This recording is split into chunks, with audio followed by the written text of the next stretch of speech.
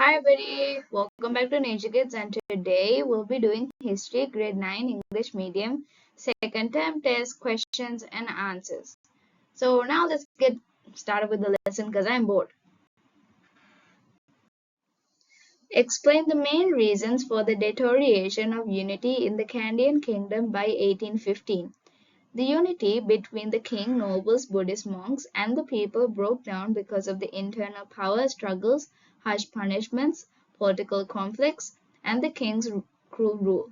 Why did King Sri Vikram Rajasinghe become into a conflict with the Kandyan chiefs?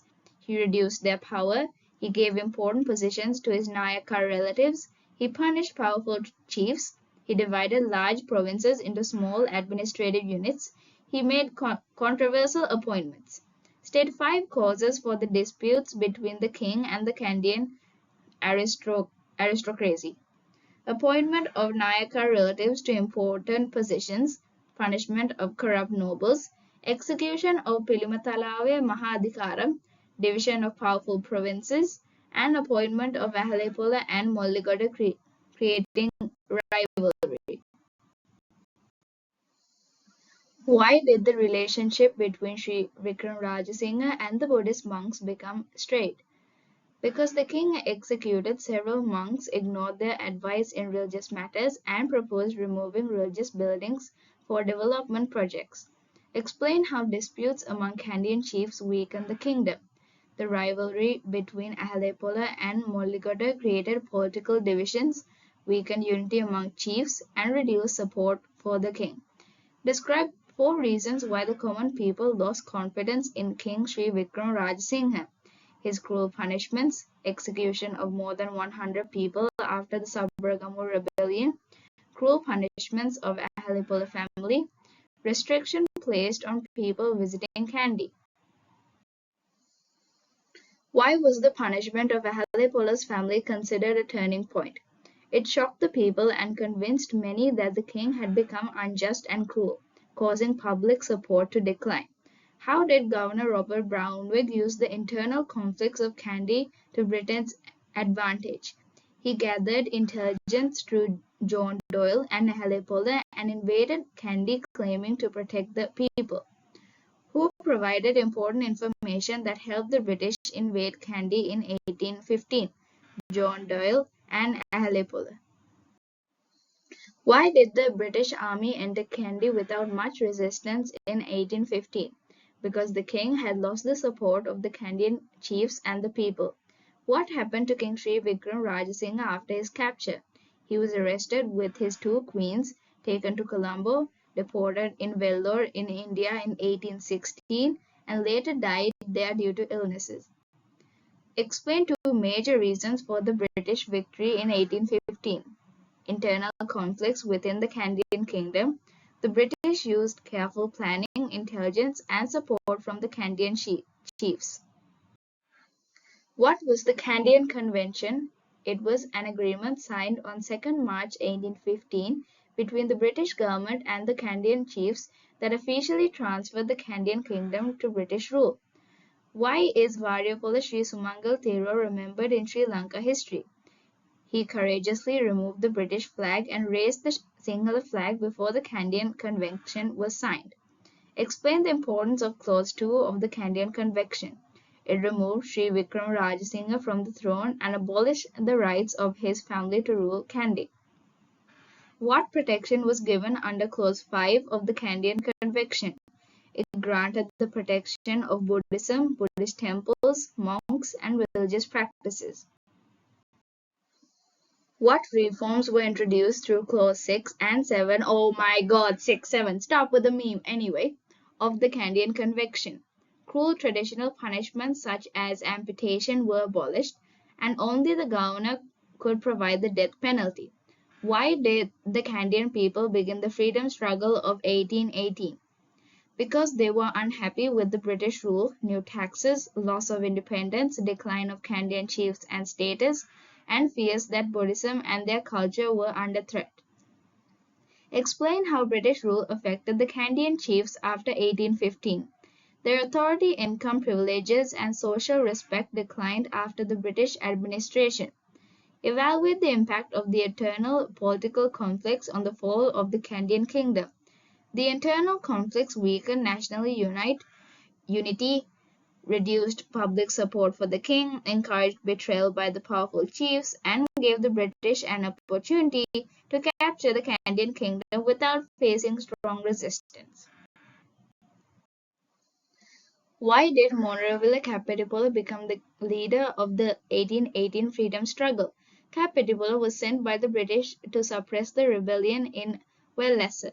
However, he accepted the request of the rebels, returned the British weapons, joined the rebellion, and became its chief leader. Name 5 prominent leaders of the 1818 freedom struggle. Capitipola Nilame, Madugalla Disave, Kivulegedara Motala, second Adhikaram of Pilimatalawe, and Butue Raterala. What military strategy did the Sinhala fighters use against the British during the 1818 rebellion? They used guerrilla warfare, attacking the British unexpectedly from forests and difficult terrain, causing heavy losses.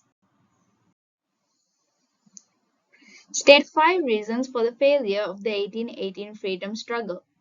The rebellion was not properly organized. The British imposed martial law and destroyed village crops. Personal conflicts existed between the leaders. The rebels could not match British military strength, and people lost confidence when Dorisamy was discovered not to be the real claimant. Mention 4 impacts of the 1818 freedom struggle. Capitipola and Madugale were executed. Many leaders, including Ahlepola, were exiled to Mauritius. The British strengthened their rule through the Kandyan Proclamation of 1818. Kandyan chiefs lost their power and privileges to British officials. Explain 3 major reasons for the outbreak of the 1848 freedom struggle. Heavy taxes introduced by Governor Lord Torrington, loss of lands due to the Waste Lands Act, and plantation expansion.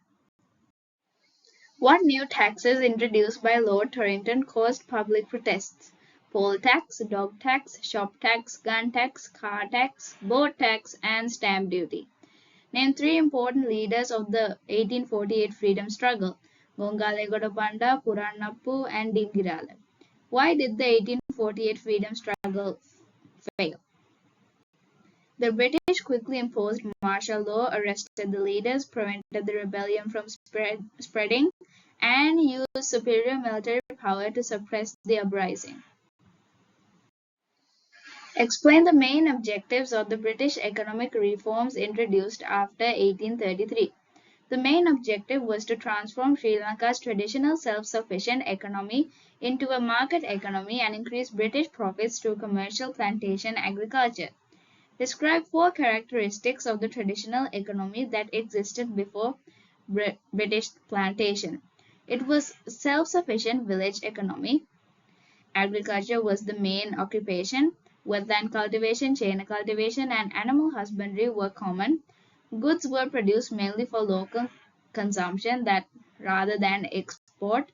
Why did the British introduce plantation agriculture in Sri Lanka? The traditional economy did not provide sufficient profits. Therefore, the British developed commercial plantations to earn higher income from exports.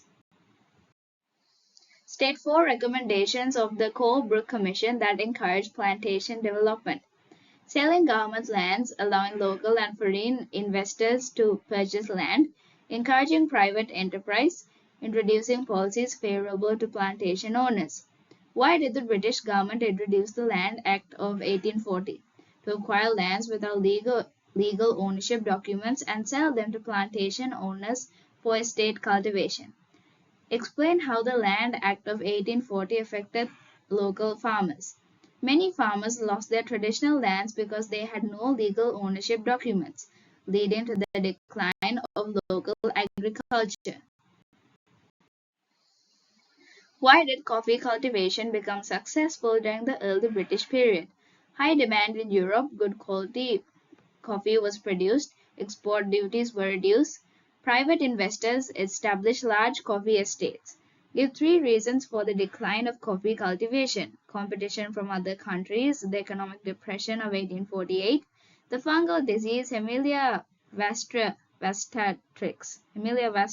Who named this? Anyway, it destroyed coffee plantation. Well, not plantation, plantation. Why did tea become the most successful plantation crop in Sri Lanka? Tea suited Sri Lanka's climate, had high international demand, generated large profits, and was supported by railways and cheap labor from South India. Who introduced commercial tea cultivation in Sri Lanka and where was it first planted? James Taylor introduced commercial tea cultivation at Lule Kondera Estate near Kandy. Explain 3 reasons for the rapid development of tea plantation: suitable climate, high demand in world market, easy transport through roads and railways. State 4 reasons for the development of rubber cultivation in Sri Lanka: high demand from the automobile industry, increased world prices after World War I, suitable climate and soil, high demand from the United States. How did plantation agriculture negatively affect traditional farming? Farmers lost their lands, forests were cleared, irrigation systems were neglected, food crop cultivation declined. Explains the importance of Colebrook reforms to Sri Lanka's economy. The reforms introduced a market economy, encouraged private investment, and expanded plantation agriculture, and changed the country's economic structure permanently. Evaluate the long-term impact of British plantation agriculture on Sri Lanka. The British plantation system increased export income and improved transport infrastructure, but it also weakened traditional agriculture, caused land loss for villages, destroyed forests, and created an economic dependent on plantation crops. So that's all for today, guys. Like and subscribe. As I always say, it makes me happy. Anyway, I'll see you guys in the next video. I need a break. But until then, bye.